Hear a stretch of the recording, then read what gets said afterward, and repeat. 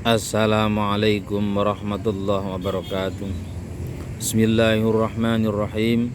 Alhamdulillahilladzi ja'alana minan nasihin wa fahamna min ulumil ulama'ir rasihin. Asyhadu an la ilaha illallah wahdahu la syarikalah wa asyhadu anna sayyidana wa nabiyyana Muhammadan abdu wa rasuluh.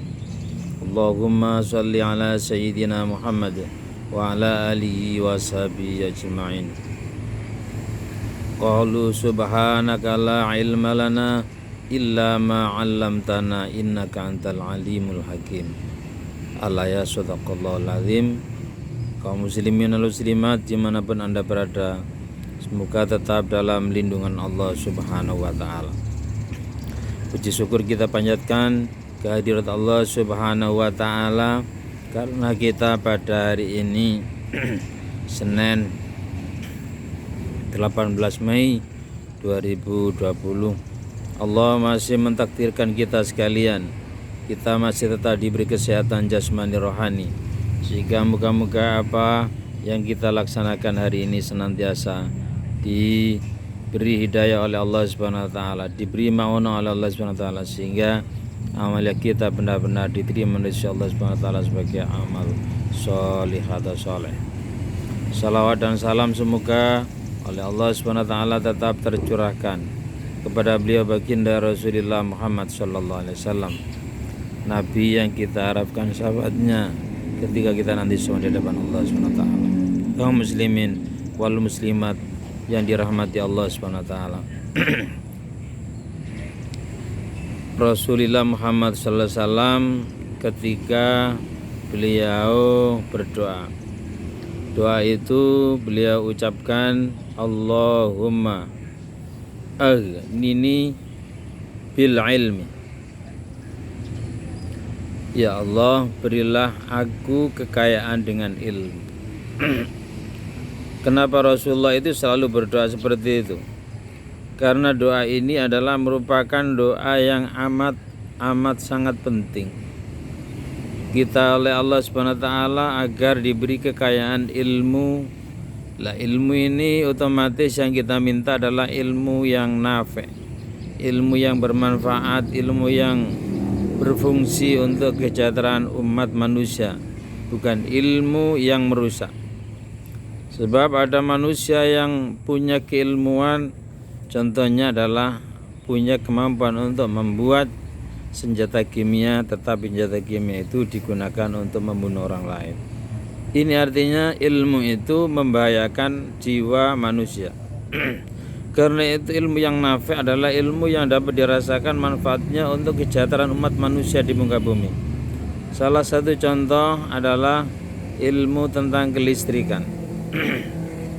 Seandainya nggak ada listrik, bagaimana nasibnya orang sak dunia, utamanya di Indonesia ini? Kebutuhan rumah tangga pakai listrik, kebutuhan masak pakai listrik, untuk setrika listrik, dan semuanya hampir pakai listrik. Ini ilmu yang bisa dirasakan manfaatnya untuk orang banyak. Karena itu Rasulullah sampai mengatakan khairun nas anfa'um linnas. Sebaik-baik manusia itu apabila manusia itu pun berguna bagi orang lain, bermanfaat bagi orang lain, memberi respek atau dampak sosial yang baik kepada orang lain. Maka doa kita ini yang Allahumma ahnini bil ilmi itu benar-benar harus kita hayati, dan kita kalau sudah punya kemampuan ini maka harus kita amalkan. Jadi nggak boleh kita simpan, ilmu itu harus kita amalkan. Insya Allah akan menjadi ilmu yang nafi'. Ini yang pertama. Yang kedua adalah wa zayyinni bil hilmi. Ya Allah, hiasilah hidupku ini dengan sifat-sifat yang bijaksana. Karena manusia itu kadang-kadang digoda oleh emosi hatinya, emosi nafsunya, sehingga dia tidak mampu membuat kebijakan atau diskresi yang bijaksana. Apabila kebijakan itu didasarkan pada kebijakan emosional, maka akibatnya akan merusak tatanan kehidupan umat manusia. Maka apa yang dikatakan oleh Allah, wala yajrimannakum sana'anu qaumin alla ta'dilu i'dilu wa aqrabu taqwa. Janganlah kebencian kamu terhadap satu kaum itu sehingga membawa dampak terhadap dirimu untuk membenci dan akhirnya menghukumi orang lain. Itu tidak adil. Padahal berbuat adil itu adalah perbuatan yang bagian daripada perbuatan yang takwa kepada Allah SWT. Ini artinya manusia itu hendaknya mempunyai diskresi, mempunyai kebijakan. Itu harus didasari dengan sifat-sifat yang bijak atau sifat yang al-hilmi dalam bahasa Arabnya. Ini dalam segala lini kehidupan. Sebab ini juga berbahaya pada tataran pemimpin global. Kenapa orang-orang itu kok senang menyerang negaranya orang lain? Karena pikiran-pikiran mereka itu karena didasar oleh sifat-sifat emosional, sifat-sifat yang dendam, sehingga sifat itu mengakibatkan rusaknya kehidupan. Coba kalau kita bayangkan antara Israel dengan Palestina, itu enggak imbang kekuatan militernya, kekuatan kekayaannya, karena Israel didorong oleh Amerika Serikat, negara superpower. Nah di sini kita melihat kadang-kadang prihatin dalam hati kita. Bagaimana tidak? Negara Palestina adalah sudah diakui kemerdekaannya tapi masih belum bisa independen. Mereka dikalahkan, diberondong seenaknya sendiri.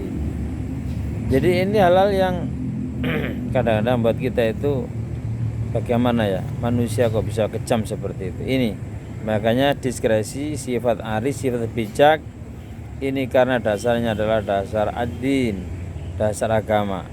Maka apa yang dilakukan oleh maka situ syar'i termasuk hifdzuddin, hifdzul mal adalah menjadi kewajiban kita, menjaga harta, menjaga jiwa kita. Kemudian wa hifdzun nafas, menjaga kesehatan kita, itu penting.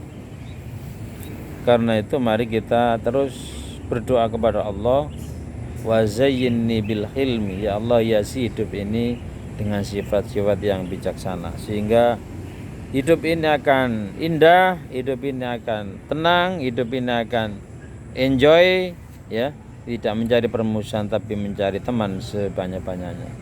Kemudian yang ketiga adalah wakrimni bitaqwa, ya Allah muliakan diriku dengan sifat takwa. Ya Allah, karena sifat takwa ini akan mampu membawa manusia menjadi orang-orang yang baik, orang yang mulia tidak hanya di dunia tapi di akhirat. Itu adalah janji Allah, ya, inna akramakum indallahi atqakum. Sungguhnya manusia yang paling mulia di sisi kamu sekalian adalah orang-orang yang bertakwa kepada Allah Subhanahu wa taala. Maka hadis Rasulullah, akrimni bittaqwa, ya Allah muliakan diriku, jiwaku, perilakuku dengan takwa kepada Allah Subhanahu wa taala. Kemudian yang paling akhir adalah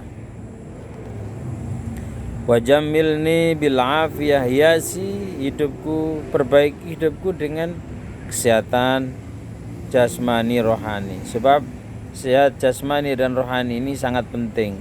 Kita menerima apa saja dari orang lain apabila jiwa raga kita sehat, insya Allah bisa kita terima dengan baik.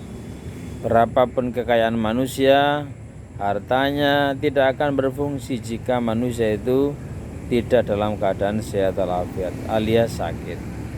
Apalagi manusia itu gila, maka tidak ada hukum taklifi yang akan dibebankan kepada manusia yang gila atau orang yang tidak sadar. Maka tepatlah doa Rasulullah yang menjelaskan wajamilni bil afi, ya Allah perbaiki hidupku ini, hiasi hidupku ini, dasari hidup ini dengan sehat walafiat. Moga-moga Allah Subhanahu wa taala senantiasa memberikan kekuatan kita. Yang pertama adalah ya Allah dengan ilmu, ya. Kemudian yang kedua adalah dengan sifat yang bijak. Kemudian yang ketiga adalah dilandasi dengan at-taqwa atau bertakwa kepada Allah Subhanahu wa taala. Yang keempat adalah wajamilni bil afiyah, hidup ini dihiasi dengan sehat walafiat, Moga-moga Allah Subhanahu wa taala senantiasa memberi kekuatan kita lahir batin sehingga kita mampu menjalankan aktivitas kita, fardu kita dalam kehidupan sehari-hari kita. Kita diberi oleh Allah Subhanahu wa taala moga-moga umur yang panjang, diparingi rezeki yang barokah. Karena dengan rezeki yang barokah insyaallah moga-moga akan mampu memperjuangkan nilai-nilai izul Islam wal muslimin, termasuk melakukan kebaikan-kebaikan di tengah-tengah kehidupan masyarakat. Kurang dan lebihnya mohon maaf. Wallahul muwaffiq ila aqwamit thoriq. Wassalamualaikum warahmatullahi wabarakatuh.